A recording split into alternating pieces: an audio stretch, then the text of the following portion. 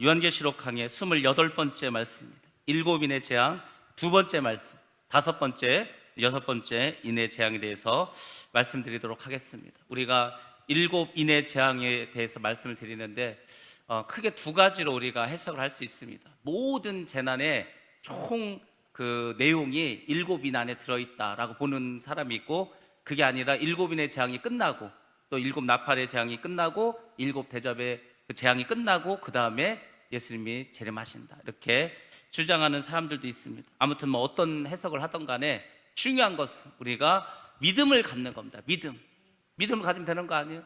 공부 잘하는 학생들은요, 뭐 언제 시험 봐도 상관없습니다. 언제 시험 봐도 늘 준비가 되어 있어요. 문제가 어렵게 나오면 어려운 대로, 쉽게 나오면 쉽게 나오는 대로 다 준비할 수 있습니다. 여러분들이 바로 그런 믿음을 지금 준비하시고 살아가셔야 됩니다. 그렇지 않아요? 어찌 보면은 매일매일이 똑같습니다. 우리가 이제 8월이 되고 또 이제 말복도 지나고 여름이 이제 한풀 꺾이고 하다 보니까 올해도 이렇게 올 한 해도 지나가나 보다, 올 여름이 이렇게 지나고 또 가을이 되겠지, 그럼 또 겨울이 오겠지. 그래서 한 해 한 해 가는 것을 굉장히 슬퍼합니다. 내 인생에서 또 한 해가 갔다고. 근데 여러분, 한 해 한 해 가는 걸 슬퍼하지 마시고 하루하루를 내가 믿음으로 살았는가, 여기에 관심을 두시기 바랍니다.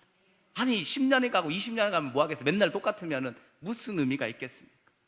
여러분들은 변화되셔야 돼요. 날마다 변화되셔야 됩니다. 그래서 어느 순간 완전히 예수님으로 다 변하셔야 돼요. 그러면은 예수님이 환난 전에 오시던, 환난 중간에 오시던, 환난이 끝나고 오시던 아무 상관이 없습니다. 우리가 천국 가는 데 있어서는 전혀 문제가 되지 않습니다. 그래서 여러분들이 정말 믿음의 부자가 되셔서 다 천국 가시기를 주의 이름으로 축복합니다. 아니 뭐 천국 가는 것보다 더 중요한 게 있겠습니까? 오늘 우리가 다섯 번째 인에 대해서 말씀드리는데, 다섯 번째 인은 재앙이라기보다는 요한이 이렇게 환상으로 봤는데 죽임을 당한 영혼들이 있습니다. 죽임을 당했어요. 그냥 죽은 게 아니고 죽임을 당했습니다. 누군가에 의해서 죽임을 당한 영혼들이 하나님의 제단 앞에 있는 거예요. 하나님의 그 보좌, 그 제단 안에 많은 영혼들이 있습니다. 그러면서 막 하나님께 호소를 하는 거예요. 그 장면을 보게 되었습니다. 다섯 번째 인을 띄었을 때. 그러면은 그 죽임당한 영혼들은 누구일까? 뭐 그게 제일 중요하지 않겠습니까? 과연 그들이 누구일까? 그 사람들이 왜 죽었는가? 그 원인을 보면은 이 사람들이 누군지 알 수가 있습니다. 이 사람들 누구냐면 하나님의 말씀 때문에, 그 말씀을 증언했기 때문에 죽은 사람들, 쉽게 말해서 순교자들이겠죠. 순교자. 이 순교자라는 말이 헬라어로 말투스라는 말을 씁니다. 말투스가 무슨 말이냐면 증인이라는 뜻이에요. 증인. 예수의 증인이 됐습니다. 나는 예수를 보았습니다. 나는 예수가 십자가에서 죽었는데 부활하셔서 다시 살아난 것을 보았습니다. 나는 성령께서 이 땅에 오셔서 성령께서 능력을 베푸시고 성령께서 역사하신 걸 보았습니다. 그걸 증언하면 죽임을 당하는 거예요. 그러면 순교자가 되는 겁니다. 그래서 1세기에는 예수를 증언하는 사람, 하나님의 말씀, 그 말씀을 증언하면 순교자가 되는 것입니다. 얼마나 무서운 세상. 지금 만약에 우리도 그렇다면 여러분들 나가서 복음 전하겠습니까? 복음 전하기 쉽지 않습니다. 엊그저께도 또 이제 법이 하나 이제 상정됐습니다. 법이 하나 상정됐어요. 근데 이제 역시 평등법인데 참 웃기죠? 말은 평등법인데 가장 차별이 심한 법이 평등법입니다. 이게 그 법을 어기면은 3배 내지 5배 보상을 해줘야 되는데 한 배가 얼마냐면 500만 원. 그 500만 원인데 10명이 고소를 했어요. 10명이 500만 원씩, 500만 원 3배니까 뭐 1,500만 원 아니겠어요? 그래서 10명이 만약 고소를 했다고 1억 5천만 원. 그러면 누가 감히 뭐 이렇게 불평등한 말, 그들이 말하는 불평등한 말을 할 수 있겠어요? 동성연애는 잘못된 거다. 동성끼리 결혼하는 것은 이거는 말도 안 되는 일이다. 이런 말을 했는데 듣는 사람이 기분이 나빴어. 이 법의 가장 큰 맹점이 뭔지 아십니까? 이거는 전혀 객관적이지 않습니다. 굉장히 주관적인 거. 지금 학교도 그렇거든요. 학교도 마찬가지입니다. 선생님이 뭐라고 했어. 근데 듣는 학생이 기분이 나빴어. 그러면 죄가 되는 겁니다. 다른 게 죄가 되는 게 아니에요. 바로 평등법이 그런 거예요. 말하는 사람은 전혀 차별할 의도가 없습니다. 그냥 있는 그대로 말을 했어. 근데 듣는 사람은 기분이 나빴다는 거예요. 그럼 그걸 가지고 경찰에 신고를 합니다. 그러면은요, 그 피해를 본 사람에게 보상을 해줘야 되는 거예요. 3배로 5배로 형량에 따라서. 이거는요 최저도 없습니다. 딱 500만 원 정해져 버렸어. 야, 이런 법이, 이런 악법이 왜 생기게 될까? 우리의 입을 다 막아버리는 거 아닙니까? 전도도 못하게 합니다. 이제 예수를 믿는 것 자체를 어디 가서 증언하기가 쉽지 않은 세상이 바로 우리 대한민국에서 이제 조금 있으면은 이루어질 수도 있는 거예요. 물론 유럽과 미국은 이미 이 법이 통과되어서 복음 못 전합니다. 전도 못 합니다. 그리고 유럽 사람들은 전도할 생각도 없습니다. 그 사람들 2000년 동안 예수를 믿었거든요. 그러니까 이 기독교에 대해서 그냥 우리로 치면 풍습처럼 생각하지 믿음의 대상이 아닙니다. 더 이상 기독교는 그들에게 믿음의 대상이 아니에요. 그냥 우리가 단군 신화 생각하듯이 그렇게 생각합니다. 그래서 유럽에 가서 아직도 하나님이 살아계십니다, 하나님은 역사하고 계십니다, 하나님 우리와 함께 하십니다, 이런 말 하면은 저 사람 이렇게 아직도 순진한 사람이 있네, 아직도 저렇게 원시적인 사람이 있네, 이 소리 들어요. 유럽에서, 아니 기독교가 나온 유럽에서 세상에 그렇게 변화되었습니다. 그러니까 이런 일들이 1세기에만 있는 게 아니고 우리가 살아가는 21세기에도 이제 생겨나게 됩니다. 아무튼 이 영혼들은 예수를 전했다는 이 하나님의 말씀을 그 증언했다는 이유 때문에 죽음을 당했습니다. 성경에 보면은 복음을 증거했던 이유로 박해당하고 순교당한 사람들이 여러 모양으로 많이 나와 있습니다. 복음서에도 많이 나와 있고 계시록에도 나와 있고 사도행전에도 많이 나와 있습니다. 너무 많아서 다 소개를 드릴 수도 없습니다. 제가 몇 가지만 말씀드리도록 하겠습니다. 먼저 예수님께서 뭐라 말씀하셨는지 마태복음 24장 9절 말씀입니다. 함께 봅니다. 시작. 그때의 사람들이 너희를 환란에 넘겨주겠으며 너희를 죽이리니 너희가 내 이름 때문에 모든 민족에게 미움을 받으리라. 예수의 이름 때문에 모든 민족에게 믿음을 받게 됩니다. 지금은요 미움 정도가 아니고 그냥 싫어하죠. 이제 기독교를 혐오하죠. 근데 나중에는 미워해요. 그래서 막 감옥에 보내고 벌금을 때리고 죽이기까지도 합니다. 그때가 되면, 그때가 언제인가 환란이 시작할 때 이런 일이 벌어집니다. 마가복음에서도 마찬가지입니다. 마가복음 13장 9절 말씀입니다. 시작. 너희는 스스로 조심하라. 사람들이 너희를 공회에 넘겨주겠고 너희를 회당에서 매질하겠으며 나로 말미암아 너희가 권력자들과 임금들 앞에 서리니 이는 그들에게 증거가 되려 함이라. 그들에게 증거가 되려 합니다. 그러니까 여러분들이 예수를 전하는 그 죄로 무슨 뭐 판사 앞에 섰던지 경찰서 무슨 뭐 서장 앞에 섰던지 권력자 앞에 섰을 때 어떻게 하라는 거죠? 증거가 있다는 거예요. 증인이 되라는 것입니다. 매질을 당할 수도 있습니다. 지금은 뭐 매질 안 당했죠. 그냥 구속당하겠죠. 구속당한다 할지라도 이제는 복음을 담대히 전해야 되는 거예요. 그러니까 저는요 요새 무슨 생각 많이 하면 크게 두 가지 생각을 많이 합니다. 내가 혹시 이 복음을 전하다가 목사인데 그래도 복음을 전해야 될 거 아닙니까? 그래도 감옥에 가게 됐다 그러면 어떻게 할 것인가? 가야죠. 가야 합니다. 당당하게 그냥 갈 것입니다. 또 만약에 예수를 전하다가 죽임을 당하게 되는 그러한 지경에 이르게 되었다, 뭐 그러면 또 어떻게 할 것인가? 죽어야죠. 어떻게 하겠어요? 그 예수를 믿는 게 간단해요. 복잡하게 생각할 게 없습니다. 그냥 뭐 구속시키면 구속 당하는 거고 뭐 죽이면 죽임을 당하면 됩니다. 우리의 많은 순교자들이 그런 삶을 살았어요. 예수를 믿는 사람들이 다 그런 삶을 살았습니다. 근데 우리가 뒤에 나오겠지만 이 사람들 왜 이렇게 죽음을 당하는지 아십니까? 천국에 가면 제가 그랬잖아요. 하나님의 보좌에 가장 가까이 있는 사람들 순교자입니다. 순교자들. 순교자들은 보상이 있어요. 보상. 하늘나라에서 보상이 있다니까. 제가 조금 이따 알려드리겠습니다. 자, 마가복음 13장 12절 말씀도 한번 같이 봅니다. 시작. 형제가 형제를, 아버지가 자식을 죽는 데에 내주며 자식들이 부모를 대적하여 죽게 하리라. 아멘. 이런 세상이 옵니다. 아버지가 자식을 죽는 데 내주는 막 신고하는 거. 아, 우리 아들이 예수 믿는다고. 자식들이 부모를 대적해서 막 신고합니다. 아, 우리 부모님 교회 가지 말라고 했는데, 성경 읽지 말라고 했는데, 예수를 전하지 말라고 했는데 여전히 하고 있습니다. 신고한다니까. 이런 세상이 되는 거예요. 무서운 세상이 되는 거죠. 공산주의처럼 되는 겁니다. 이런 무시무시한 세상이 이제 생긴다고 말씀해주고 있습니다. 계시록에도 있습니다.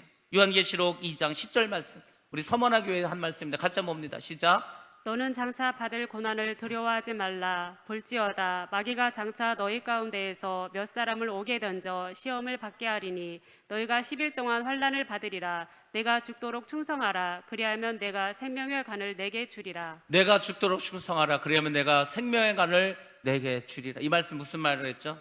죽을 때까지 충성하라는, 죽을 때까지.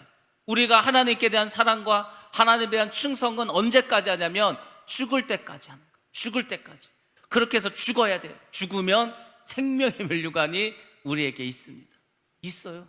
우리는 지금 아직 없지만 저기 아프리카나 아니면 이슬람이나 공산주의 국가는 지금도 예수의 이름으로 죽임을 당하는 사람들이 많이 있습니다. 우리 잘 몰라서 그렇죠. 지난 한 3, 4일 전인가 3일 전 정도 되는 것 같죠. 미얀마에서 전화가 왔어. 전화가 왔는데 뭐라고 하냐면은 많은 목사님들이 죽었다는 거. 그냥 간단합니다. Many pastors died. 많은 목사들이 죽었다는 거. 그 왜 죽었겠어? 왜 죽었겠냐고. 뭐 코로나 죽은 줄 아십니까? 아니라니까. 목사님들은요 블랙리스트에 다 올라가 있습니다. 특히 공산주의 이런 데에는 그냥 목사님들 리스트를 다 가지고 있어요. 주소도 다 가지고 있습니다. 그리고 가서 죽여버리는 거. 그냥 죽입니다. 뭐 예수 믿는다는 이유로 막 죽이는 거예요. 6.25 때도 그렇지 않았습니까? 목사들은 그냥 일타에 일타. 제일 먼저 목사부터 죽입니다. 그 다음에 군인, 경찰, 교사, 공무원 다 죽여요. 이렇게 목사는 1순위인데 많이 죽었다는 거예요. 양곤에서도. 그래서 좀 기도해달라고. 그래 알았다고. 우리는 그런 거 지금 뭐 방송에 안 나오니까 몰라서 그렇죠. 많은 목사들이 지금 죽임을 당하고 있습니다. 우리 한국 목사도 이번에 한 분이 또 소천하셨어요. 뭐 코로나로 죽은 분도 있고 또 뭐 데모하다가 어떻게 지나가다가 총 맞아 죽을 수도 있고 많이 이렇게 죽어가고 있습니다. 지금 이 순간에도 이렇게 순교당하는 많은 영혼들이 있다는 것입니다. 그래서 여러분들이 기억하셔야 되는 것, 왜 이렇게들 많이 죽지? 죽는 이유가 있습니다. 기독교는 순교의 종교입니다. 순교의 종교. 기독교는 처음부터 순교의 피를 흘리고 시작합니다. 왜? 제물이 필요한 거예요. 기독교가 시작할 때 예수님께서 이 땅에 오시지 않았습니까? 그분께서 제물이 되셨습니다. 그래서 온 인류의 구원의 문을 여셨어요. 그리고 이제 각 나라별로 이제 구원의 문이 열립니다. 그러면 그 나라에서 예수님처럼 제물이 되어야 될 사람이 있는 거예요. 우리나라도 많은 분들이 소천당했습니다. 토마스 선교사는 세상에 그 평양성에 그 대동강에서 무태 나오자마자 칼에 그냥 맞아 죽어버렸어요. 칼에. 그렇게 해서 많은 순교의 피를 흘렸습니다. 선교도 마찬가지입니다. 선교도 결국은 순교가 밑거름이 돼야지 그곳에 복음이 전파됩니다. 원래 기독교는 이렇게 많은 피를 흘리게 되고 많은 재물을 필요로 합니다. 왜? 죗값을 치러야 되니까. 누군가는 죗값을 치러줘야 되는 거예요. 그래야 많은 사람들이 구원을 얻을 수가 있습니다. 이런 식으로 해서 복음서와 계시록에서 이 사람들이 누구인지 말해주고 있습니다. 그럼 이 사람들은 언제 순교를 당했을까? 크게 두 가지로 볼 수 있습니다. 만약에 이 사람들이 순교한 시기가 언제인가 따라서 5번째 인이 떼어지는 시기가 결정이 됩니다. 첫 번째 이렇게 주장한 사람들이 있습니다. 후 3년 반 시기에 박해 때, 후 3년 반이면은 세상이 다 끝날 때 아닙니까? 7년 환란이 다 끝날 때입니다. 그때 가장 큰 박해가 있습니다. 그때는 짐승의 표를 받지 않으면 그냥 죽임을 당합니다. 그러니까 그때는 다 도망가요. 예수 믿는 사람들이 다 숨어버립니다. 그래도 또 붙잡히는 거예요. 어떻게 붙잡히는지 아세요? 드론이 잡습니다. 드론을 너무 좋아하지 마세요. 드론이 얼마나 무서운지 아십니까? 그 안에다가 드론에다가 총을 이렇게 장착을 하는 거예요. 그래서 여기서 무선으로 쏘면은요 진짜 총알이 나갑니다. 드론 사람 죽일 수 있어요. 그래서 이제 요새 장난감인데 유튜브에 보면은 어떤 사람이 벌집이 생겼어요. 벌집이 생겼어요. 그 벌을 잡아야 되는데 그냥 잡으면 위험하니까 세상에 드론에다가 폭죽 있지 않습니까? 여러 발 나가는 폭죽이 있어요. 그 두 개를 묶어놨어. 그리고 이제 거기에 불을 붙이는 거예요. 그리고 이제 그 벌집의 높이에 딱 올려가지고 막 거기서 미사일 나가듯이 날아가는 거예요. 뭐 그렇게 해서 벌집 잡는 게 나왔어요. 근데 그게 나중에 그 드론 안에 적외선 카메라를 장착하는 거예요. 그래서 예수 믿는 사람들이 저 산 어디 동굴로 숨었다. 그래도 우리에게는 체온이 있기 때문에 깜깜한 밤에도 이 열 센서가 있어가지고 거기 드론이 다 잡힙니다. 그래서 잡는 거예요. 그러니까 무시무시한 세상이 됩니다. 엄청난 세상으로 변화되는데 아무튼 많은 사람들이 그때 순교를 당하는데 마지막 때 거의 다 이제 순교 당할 사람 다 당합니다. 근데 만약에 이때 마지막 7년 환란이 다 끝날 때 순교 당하는 사람이라고 말한다면 6째 인은 인류의 마지막 재앙으로 볼 수밖에 없습니다. 그렇게 되면 하나 문제가 생깁니다. 11절 말씀에 하나님께서 대답합니다. 순교자의 수가 어떻게 된다는 거죠? 다 찰 때까지는 그냥 더 기다리라고 말하는 거예요. 너희들의 내가 신원을 들어주시고 너희들 한을 풀어주고 싶은데 아직 순교자의 수가 다 차지 않았다. 아직 다 차지 않았는데 이때가 마지막 그 7년 마지막 환란기라면 아직도 시간이 많이 남은 거 아닙니까? 그래서 이거는 좀 아닌 것 같고, 역사상 이제 타당한 증거는 뭐냐면 역사상 기독교에서 순교의 사건들이 많이 있었습니다. 예수를 믿고 첫 번째 순교당한 사람이 누구인가? 집사님입니다. 누구죠? 스데반 집사. 스데반 집사를 시작으로 이제 기독교의 순교의 바람이 붑니다. 무수히 많은 사람들이 순교를 당했습니다. 역사상 많은 사람들이 우리나라에서도 많이 순교를 당했습니다. 그 사람들과 또 마지막 종말 때 순교를 핍박을 당해서 죽게 될 그 순교자들이 있습니다. 이 모든 사람들을 다 합친 게 아닌가 이렇게 보는데 그것이 합당한 해석입니다. 하나님께서 말합니다. 아직 순교자의 수가 다 차진 않았다. 여러분 기억하세요. 다 차진 않았는데 거의 다 찼다는 것을 기억하시기 바랍니다. 거의 다 찼어요. 순교자의 수가 다 찹니다. 악한 마귀들이 세상에 죄악에 관영합니다. 예수를 믿는 사람이 주님이 오시라고 마라나타 하면서 기도합니다. 이게 다 이제 꽉 차면은 그때 이제 심판이 일어나요. 그때 주님께서 이제 이 땅에 내려오십니다. 복음이 전파된 이후로 복음 증거로 순교당한 많은 사람들, 그 사람들이 지금 그 하나님 보좌 앞에서 우리를 신원하려고 그렇게 기도하고 있습니다. 자, 그럼 이 사람들이 뭐라고 이렇게 하나님께 호소를 하는가? 호소의 내용에 대해서 한번 알아보도록 하겠습니다. 그것은 땅에 거하는 악인들에 대한 심판입니다. 이 세상에 얼마나 악이 많은지 아세요? 상상을 못합니다. 상상을 못할 정도로 우리 자녀들도 이 세상도 너무 사람들이 악해졌어요. 왜 이렇게 악해졌을까? 어느 순간 너무너무 악해집니다. 물론 잔인한 게임도 많이 있어서 잔인한 게임. 어떤 애가 중학생인데 게임에 빠졌습니다. 정신없이 게임만 하는 거. 방학 내내 밥 먹고 잠자는 것만 빼고 게임만 하는 거. 얘가 지금 현실과 그 게임을 구별하지 못하는 거. 근데 그 게임 뭐냐면 사람을 계속 칼로 찔러 죽이는 게임. 그러니까 엄마가 자꾸 게임 그만하라고 하다 보니까 얘가 정신을 잃고서요 칼을 들고서 엄마를 찔러 죽였다니까요. 그렇게 돼버렸습니다. 중국에서 어떤 일이 있었냐면 얘가 중국은 인구가 많아서 애를 하나밖에 못 낳지 않습니까? 아들내미가 맨날 게임만 하고 스마트폰 갖고 아빠가 화가 나가지고 그 아파트에서 스마트폰을 그 밖으로 던져버렸어요. 그랬더니 그 애가 그걸 잡겠다고 뛰어내렸어요. 죽어버렸습니다. 그러니까 막 이런 일들이 너무너무 많이 일어나는 거예요. 아이들의 정신을 다 마귀가 사로잡아 버립니다. 그런 게임들, 음란물들 이런 걸 통해서 얼마나 악이 관영했는지, 마약도 얼마나 많아졌는지 모릅니다. 우리나라가 마약 청정국인 줄 알았는데 그렇지도 않습니다. 그러니까 여러 가지 많은 일들이 여기저기서 막 일어나는 거예요. 이번에 야구선수 하나가 무슨 전자담배를 폈는데 그 전자담배 안에 그 마약 성분이 있지 않았습니까? 막 그런 식이에요. 너무 만연해져 가지고 잡기도 쉽지 않는 그런 세상에 되었습니다. 정신적으로 다 피폐한 거예요. 참 이상하죠. 세상은 발전하고 이렇게 좋아졌는데 왜 정신은 자꾸 피폐해질까? 그 안에 예수가 없어서 그런 거예요. 예수가. 왜 선진국에서 많은 사람들이 자살하고 선진국 사람들 동성애를 하고 이상한 짓을 하고 더러운 짓을 하고 왜 저럴까? 예수가 없어서 그래요. 예수가 없으면 더러워집니다. 예수가 없으면 흉해집니다. 예수가 없으면 악해집니다. 그렇게 되는 거예요. 왜? 마귀는 악하고 흉하고 더럽기 때문에. 그래서 마귀를 닮아가는 거예요. 이 세상을 그렇게 마귀가 변화시키고 있습니다. 그래서 여러분들 기억하셔야 돼요. 우리가 그 마귀의 객에 넘어가지 않기 위해서 우리는 더 예수를 닮아가야 됩니다. 세상은 마귀를 닮아갈 때 우리는 더욱더 예수를 닮아가야 할 줄로 믿습니다. 그리고 살아가셔야 되는 거예요. 그렇게 살지 않으면 넘어가는 거. 그 이 죄의 쓰나미 앞에서 여러분들이 어떻게 이길 수가 있겠습니까? 우리 말씀 하나 보겠습니다. 요한계시록 5장 8절 말씀입니다. 한번 봅니다. 시작. 그 두루마리를 취하심에 네 생물과 24장로들이 그 어린 양 앞에 엎드려 각각 검은고와 향이 가득한 금 대접을 가졌으니 이 향은 성도의 기도들이라. 우리가 기도하면 그게 향기가 됩니다. 그 향기를 모아서 천사가 금 대접에 다서 하나님 보좌에 올려놓는 거예요. 기도하지 않으면 다 세상으로 넘어갑니다. 요한계시록 8장 3절과 4절 말씀 한번 봅니다.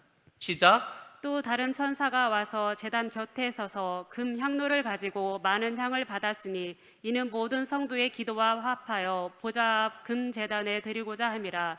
향연이 성도의 기도와 함께 천사의 손으로부터 하나님 앞으로 올라가는지라. 아멘. 그러니까 우리가 기도하면 그 기도가 하나님 앞에 다 상달되는 겁니다. 그 기도의 향이 채워져야 되는 거예요. 기도의 향이 채워지고 악이 관영하고 그 다음에 순교자의 수가 다 차고 그러면 이제 시작되는 거 아닙니까? 그래서 성도들의 기도와 이 순교자들의 신원 이런 것들이 심판의 시작에 힘을 자꾸 보탭니다. 그렇게 되면 하나님이 계획하시고 또 심판주로서 예수님께서 주권을 가지고 이제 심판을 하게 됩니다. 이것이 심판의 내용입니다. 그 다음에 이제 순교자들이 받을 상급이 있습니다. 내 목숨을 내놓을 정도인데 하나님께서 그냥 넘어가시겠습니까?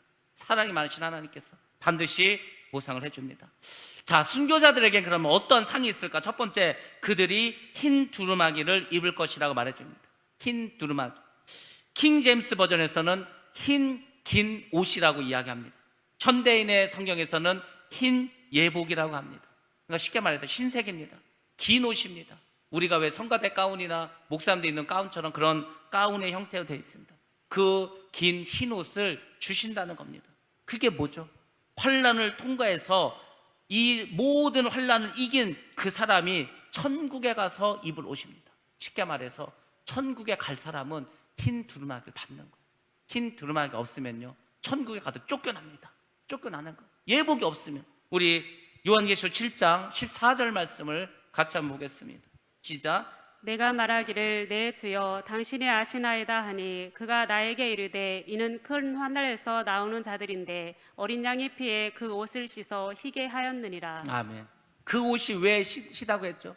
그 옷을 예수 그리스도 어린 양의 피에 씻었기 때문에 하얗게 변화된 거예요.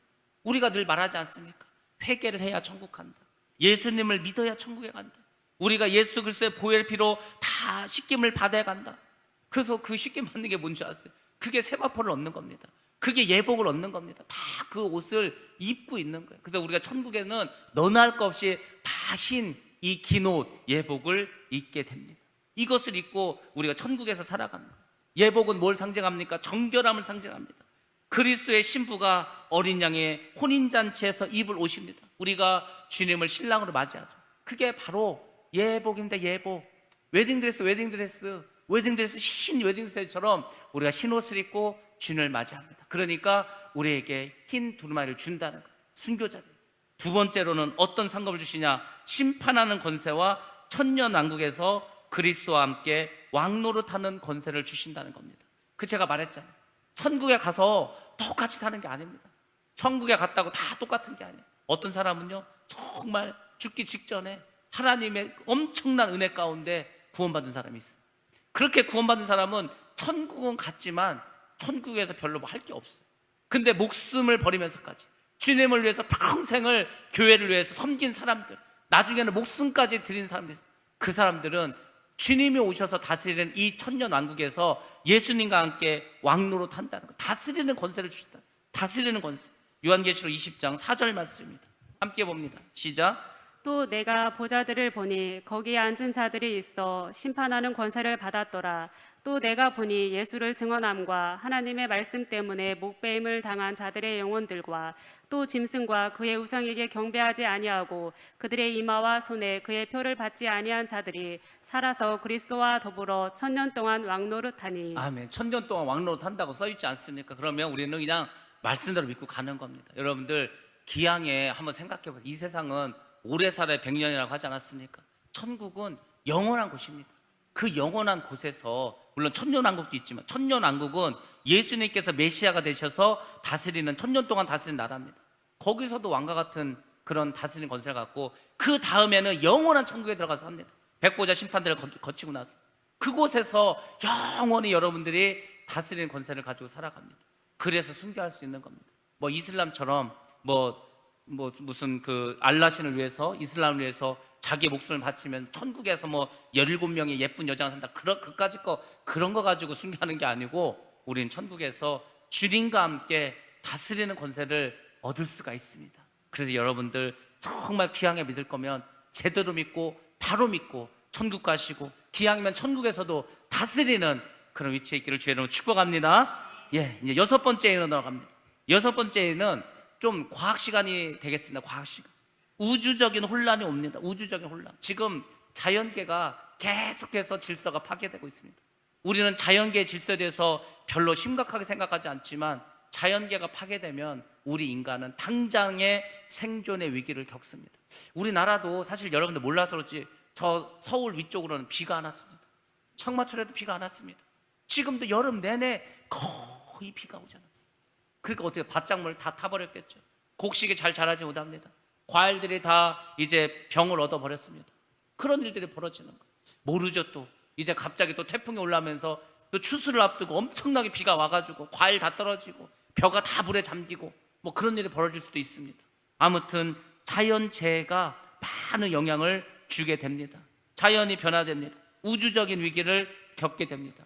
대대적인 자연재해가 일어납니다. 예수님께서도 마태복음 24장과 누가복음 27장에서 경고해 주셨습니다.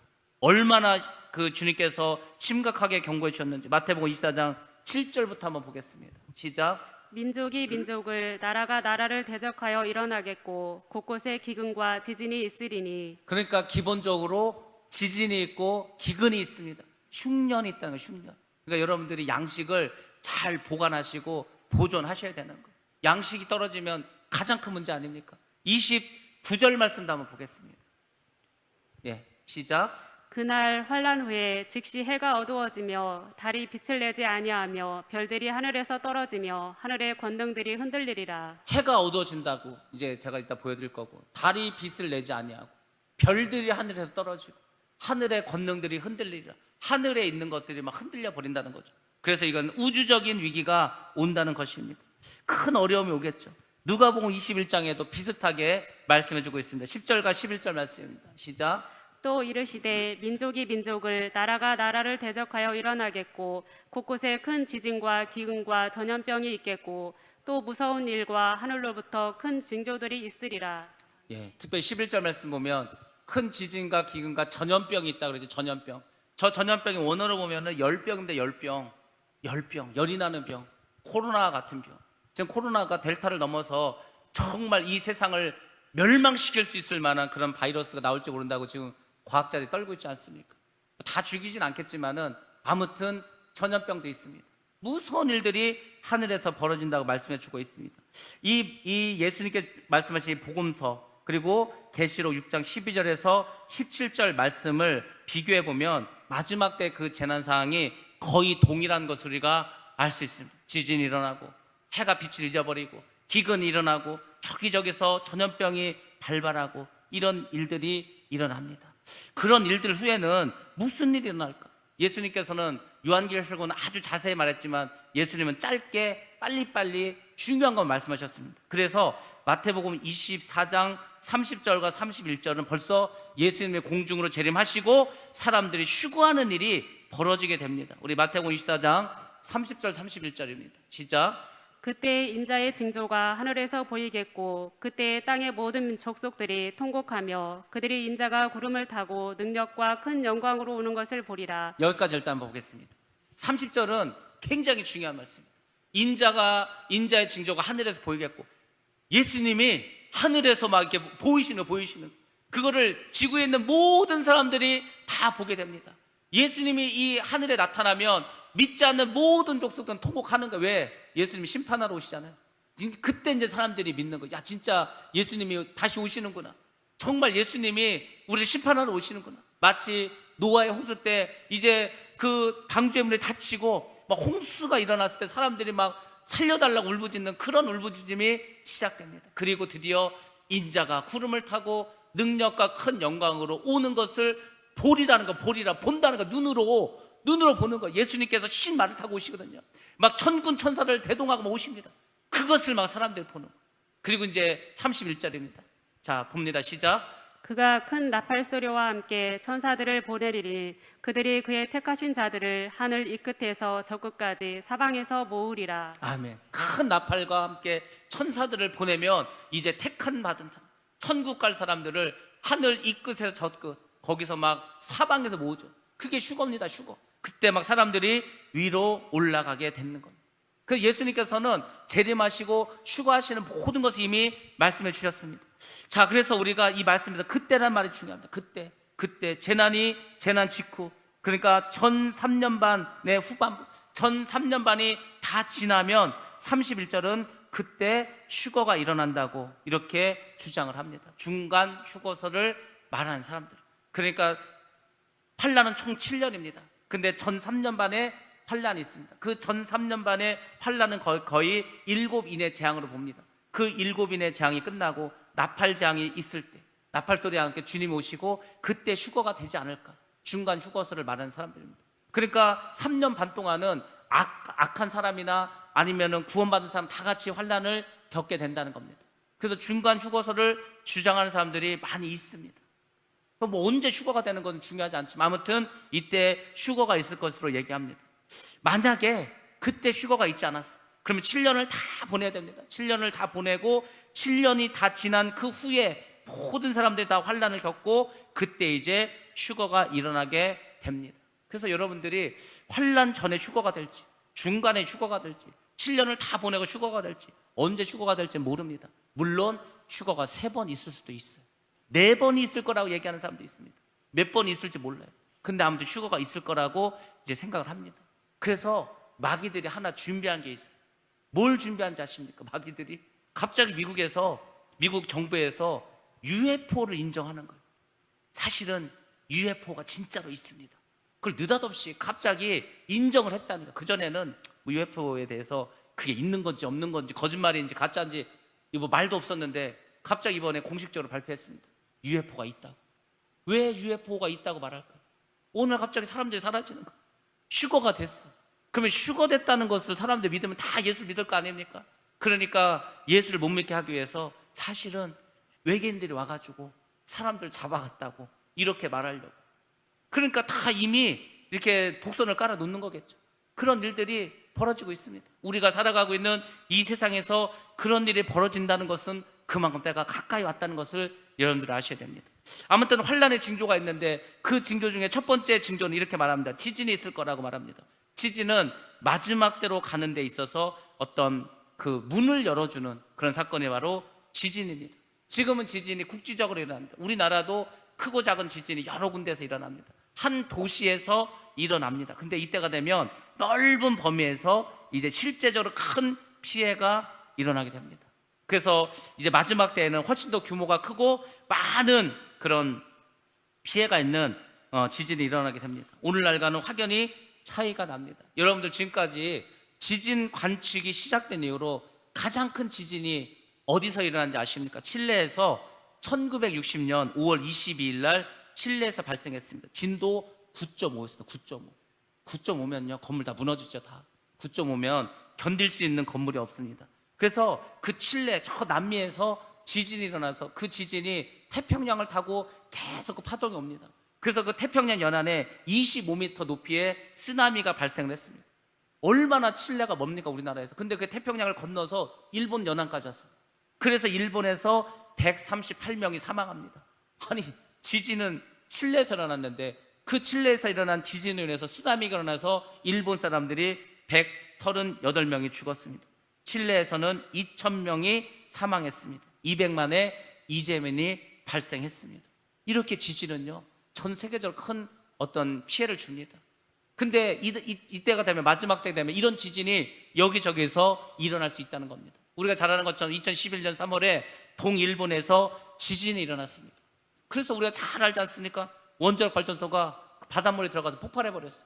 그 피해가 지금까지도 있지 않습니까? 그 피해로 인해서 전 세계는 이제 바다에서 나오는 건 거의 못 먹게 생겼습니다. 일본이 그 원자력에서 나온 그 바닷물들을 모아놨다가 더 이상 어디 가둬둘 데도 없고 모을 데도 없으니까 그냥 바다에 방류해버리지 않는다는 것입니다. 바다에 방류한다고 하지 않았습니까? 그게 이제 뭐 세슘이나 여러 가지 방사능 물질들이 바다로 나오면은 물고기들 다 오염됩니다. 바다에 나오는 거 다 오염되는 거예요. 그런 일들이 이제 앞으로 벌어질 수 있습니다. 지금 이거 하나 터져서 이 정도인데 여기저기서 터지면 뭐 어떤 일이 벌어지겠습니까? 그리고 또 우리가 한 가지 알아야 될 것은 요한계시록 16장에 보면 7대접의 마지막 7대접 그 심판 때에도 큰 지진이 일어납니다. 엄청난 지진이 일어납니다. 얼마나 큰 지진이냐면 우리 한번 보겠습니다. 요한계시록 16장 18절 말씀입니다. 한번 봅니다. 시작. 번개와 음성들과 우레소리가 있고 또 큰 지진이 있어 얼마나 큰지 사람이 땅에 있어 온 이래로 이같이 큰 지진이 없었더라. 인류 역사상 이렇게 큰 지진이 없었다는. 그러면요 산이 날아가고 진짜 뭐 섬이 없어지고 막 이런 지진이 완전히 지각 변동이 일어납니다. 마치 노아의 홍수 때 지각 변동이 일어난 것처럼 우리가 그 에베레스트 산에 가면 야 신기하다. 이게 8,000m가 넘는 산에서 어떻게 조개 껍데기가 발견되고 그 물고기 화석이 나올까? 그 간단하죠. 노아 홍수 때 우리는 그냥 비만 온 걸로 생각하죠. 그렇지 않습니다. 성경을 잘 보시기 바랍니다. 바다의 깊은 곳에서 폭발이 있었어요. 그게 뭐죠? 화산 폭발이 있고 지진이 막 일어나고 했습니다. 그래서 막 그때 엄청난 지각 변동이 일어났어요. 그래서 막 바다가 융기해서 높은 산이 되고 또 높은 산은 막 밑으로 꺼지고 이런 일들이 막 벌어졌습니다. 그런 것과 같은 일들이 마지막 때 지진을 통해서 나타난다고 말해주고 있습니다. 엄청난 지각 변동이 일어나서 섬도 없어지고 산악도 간데 없어지는 그런 일이 벌어집니다. 이 지진이 갈수록 빈도가 많아지고 강도가 세집니다.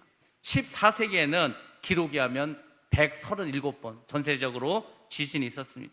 15세기에는 174 정도 있었고 16세기에는 253회의 지진이 있었습니다. 17세기에 378. 그러니까 100년 단위로 볼 때 조금씩 늘었죠. 근데 19세기가 되면서 갑자기 2119회 지진이 일어납니다. 갑자기 뭐 거의 뭐 한 9배 가까이, 뭐 8배 정도 이렇게 막 7배 가까이 지진이 늘었습니다. 20세기에는 2250번 일어났어요. 그럼 21세기, 지금 우리가 21세기를 살아가고 있는데 뭐 지금 지진 안 나는 것 같은데 우리나라만 지금 없죠.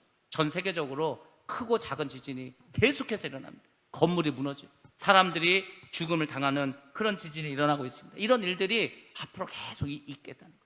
계속해서. 그러니까 여러분들이 마음의 준비를 단단히 하셔야 되는 거예요. 언제 이 지진이요 은근 무섭더라고. 우리 한 5년 전인가 그 무렵에 막 우리나라 막 포항에 터진 지진이라고 하지 않았습니까? 그때요 진짜 건물에 벽이 막 떨어졌어. 그때 막 건물 흔들리고 막 유리가 깨졌습니다. 그 지진이 일어나니까 사람들이 불안해서 살 수가 없는 거예요. 왜? 언제 또 일어날지 모르는 거예요. 언제 또 이게 지진을 할지. 그러니까 불안해서 살 수가 없는 거예요. 그렇게 되더라고요. 늘 조마조마하는 거예요. 왜? 지진은 경고가 없이 갑자기 일어나기 때문에 지진의 피해가 있습니다. 두 번째, 해가 검어지고 달이 핏빛으로 변한다고 말합니다. 이게 비슷한 말씀이 요엘서에도 나옵니다. 우리 요엘서요 2장 31절 말씀 한번 보겠습니다. 시작. 여호와의 크고 두려운 날이 이르기 전에 해가 어두워지고 달이 핏빛같이 변하려니와. 여호와의 크고 두려운 날이 언제입니까? 심판의 날이죠. 주님이 재림하신 날이죠. 근데 그 날 전에 해가 어두워집니다. 또 달이 필빛으로 변하게 됩니다. 왜 이런 일이 벌어질까요? 해가 검어진다는 것은 다른 게 아니고 달이 해를 가려버려요. 일식 현상이 일어나는 거겠죠. 달이 완전히 햇빛을 가려버려. 개기일식이 일어나죠. 그러면요 정말 깜깜해져요. 가끔씩 우리가 개기일식 일어나지 않습니까? 그런 현상이 벌어지고 달이 왜 피같이 되냐면 일식 때 이 달이 짙은 구릿빛으로 변화될 때가 있습니다. 우리 사진 한번 보도록 하겠습니다. 사진을 봐야 우리가 알 수 있으니까. 저렇게 일식이 일어나면 완전히 달이 태양을 갈아버리면 깜깜하게 됩니다. 태양이 까맣게 변해져요. 저 시커멓게 변화됩니다. 그리고 달빛을 한번 보겠습니다. 달빛이 이렇게 붉은색으로 변화됩니다. 이렇게 해서 천재의 지변이 일어나는 거예요. 뭐 해가 검어지고 달이 핏빛으로 변하는 건 크게 우리에게 피해는 주지 않습니다. 근데 저건 징조겠죠. 징조. 저런 일이 벌어집니다. 세 번째가 사실 큰 문제인데 하늘의 별이 떨어진다는 겁니다. 그래서 저도 생각해서 하늘에서 별이 왜 떨어질까? 하늘에서 별이 떨어진다는 게 무슨 말일까? 소행성들이 떨어진다는 것입니다. 우리가 소행성을 영어로는 에스테로이드라고 말합니다. 이 에스터라는 말이 많이 쓰이는데 이 에스터라는 말이 헬라어로 별이란 뜻이다. 별. 에스터 있잖아요. 성경에도 스텔라 이게 전부 다 별이, 스테파네 뭐 이게 전부 다 별이란 뜻입니다. 자, 별인데 이게 하늘에 있는 별이에요. 유성일 수도 있습니다. 소행성일 수도 있습니다. 하늘에 불타는 그런 어떤 잔해들, 그러니까 하늘에서 빛나고 있는 모든 것들은 우리가 다 별이라고 보시면 됩니다. 근데 우리가 살아가는 이 태양계 안에 화성과 목성 사이에 많은 소행성들이 있습니다. 왜 이렇게 소행성이 많아졌냐면 화성과 목성 사이에 작은 행성이 있었는데 이게 깨져버렸어요. 깨져가지고 이게 지금 막 파편들이 거기에서 이제 돌아다닙니다. 그렇게 부서져서 공전을 하고 다니다가 일부가 지구 대기권을 향해서 날라옵니다. 작은 것들은 대기권에서 다 그냥 불타서 없어져 버려요. 그냥 재가 돼서 사라져 버립니다. 그리고 어떤 거는 꼬리를 내면서 쫙 밤에 떨어져요. 그래서 우리가 별똥별이라고 합니다. 큰 것이 있으나 큰 것은 다 타지 못하고 직접 이 땅에까지 떨어집니다. 그것을 우리가 운석이라고 합니다. 운석. 그래서 막 운석을 주우라고 사람들이 막 가려고 하지 않습니까? 그 별똥별이 떨어진 곳에 가가지고, 왜냐하면 운석이 굉장히 비쌉니다. 이 우주에서 날라온 거기 때문에 뭐 연구용도 사용하는 게. 문제는 뭐냐면 얘네들이 떨어지는 속도입니다. 속도. 뭐 가서 보면은 그냥 주먹만한 돌이에요. 근데 왜 이렇게 우리가 이걸 두려워하냐면 이 속도가 총알의 100배입니다. 총알의 100배. 그래서 시속 얼마냐면 35만 1000km예요. 1시간에 35만 1000km를 가는 속도예요. 어마어마한 속도죠. 35만이면 잘 생각도 안 나겠죠. 어느 정도인지.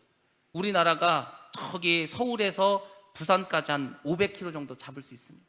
거기서 서울에서 저기 백두산까지 잡으면은 한 700km 가까이 되겠죠. 한 1000km 정도 되겠죠. 근데 그 3배 되는 거리를 1시간에 간다는 거예요. 그 속도로 떨어지는 거예요.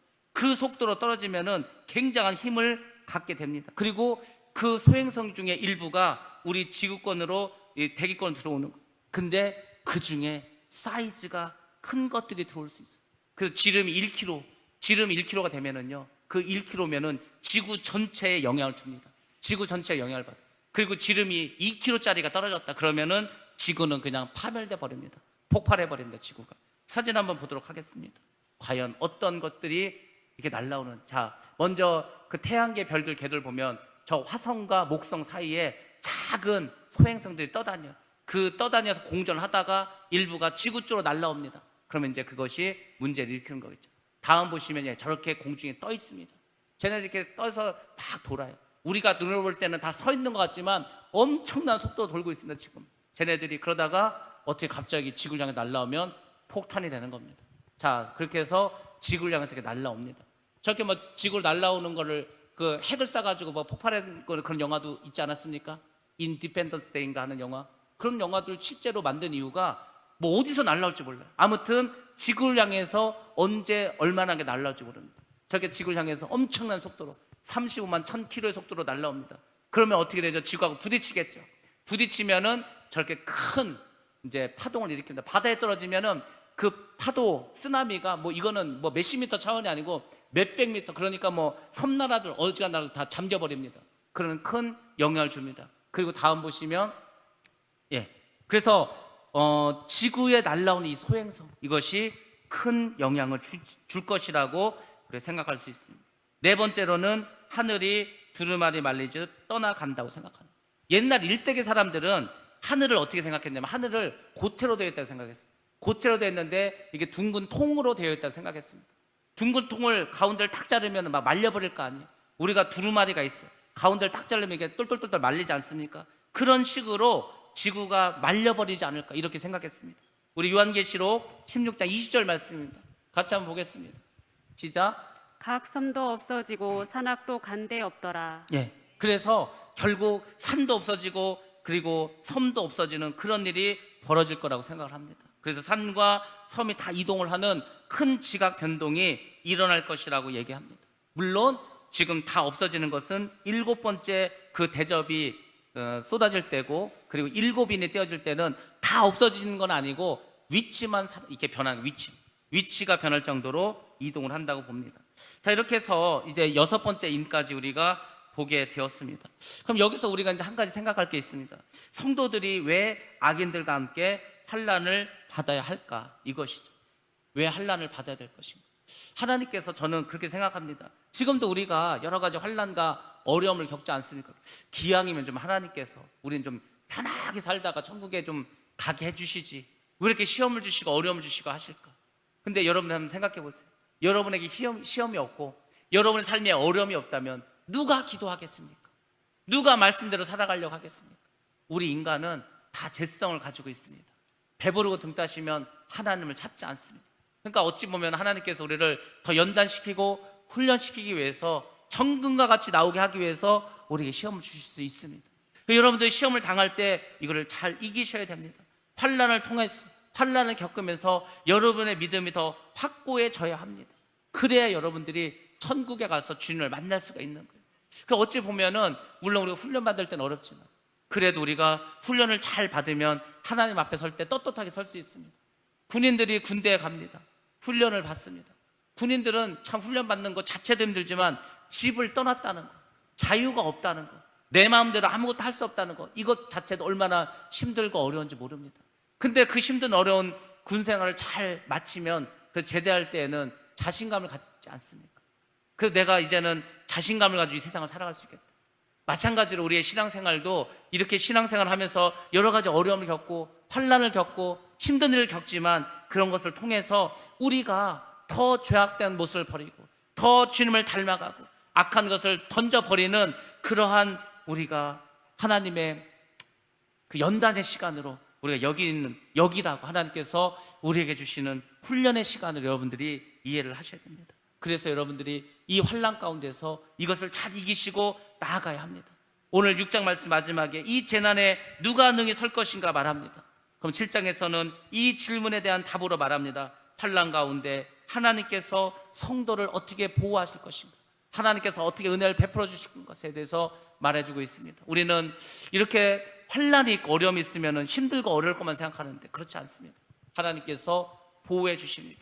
이 땅에서도 마찬가지입니다. 지금 여러분들이 어려운 가운데 있고 힘든 가운데 있고 정말 하루하루가 벅차다 할지라도 하나님은 여전히 여러분을 보호하고 계십니다.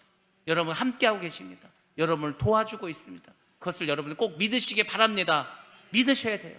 그리고 여기서 떠나시면 안 됩니다. 이 믿음에서 절대 떠나가시면 안 됩니다. 어려울수록 힘들수록 더 주님께 나오시기 바랍니다. 주님께서 반드시 역사하시고 힘주시고 은혜 베풀어 주실 줄 믿습니다. 그럼 여러분 다 되시기를 주의 이름으로 축원합니다.